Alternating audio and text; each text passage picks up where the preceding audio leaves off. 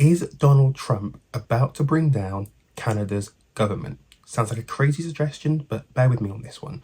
So, Canada's finance minister was a woman called Chrystia Freeland. She has just resigned. Now you're probably thinking, what on earth has that got to do with the president-elect?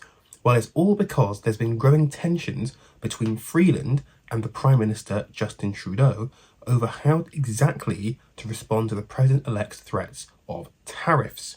So for context, Trump posted on his social media platform Truth Social in the weeks following his re-election that, quote, "On January the 20th, as one of my many first executive orders, I will sign all necessary documents to charge Mexico and Canada a 25% tariff on all products coming into the United States." Obviously, that has set off alarm bells, not just in the US, but all around the world, about what the imposition of these tariffs could mean for global trade and the possibility of a trade war. Now, in her resignation letter, Freeland said that, quote, "Taking that threat extremely seriously meant keeping our fiscal powder dry today so we have the reserves we may need for a coming tariff war, as well as eschewing costly political gimmicks."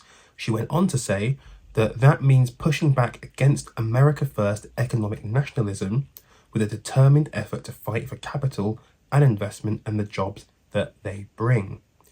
Now, the gimmicks that Freeland is talking about here appear to be referring to the fact that Trudeau wanted to spend more money on a temporary 2-month holiday tax break designed to claw back working class voters who have felt the hardest impacts of inflation, and that in turn would help improve the Liberal Party standing in the polls. More on that in a moment. However, Freeland was opposed to these measures and instead wanted to increase spending on the US-Canada border and security issues, which would have dealt more directly with Trump's criticisms head-on. All of that according to Politico. So the question now is, what happens next and how will this impact the Trudeau government?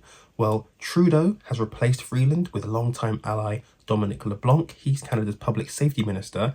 Interestingly, LeBlanc actually attended the Mar-a-Lago dinner that Trump hosted for Trudeau shortly after making that announcement. In terms of the broader political landscape, according to NPR, leader of the New Democratic Party, Jagmeet Singh, has called on Trudeau to resign. The Tories have not yet done so and are instead calling for an election to be held as soon as possible, although we shouldn't expect this to happen until next year, given that Parliament is about to break for Christmas.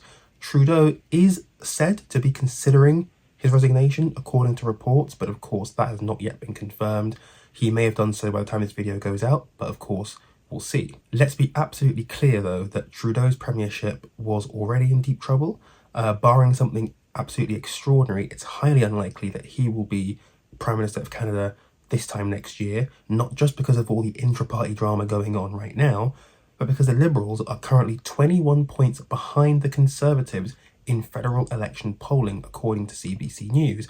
Pierre Poilievre is almost certainly set to be Canada's next Prime Minister, assuming the polls stay where they are. And the fact that Trudeau's finance minister has said that she's just had enough of this, you're not taking it seriously enough, this is a huge deal, right? In the UK context, for example, the Prime Minister losing their Chancellor can be a huge blow to the confidence of members of Parliament in a government. And judging by the way this story has played out, it seems like Canada is no exception to that. Trudeau is just under a year away from reaching the 10-year mark in office, but with all of this drama unfolding around him and the impact of the incoming president, his days look sure to be numbered. Woo!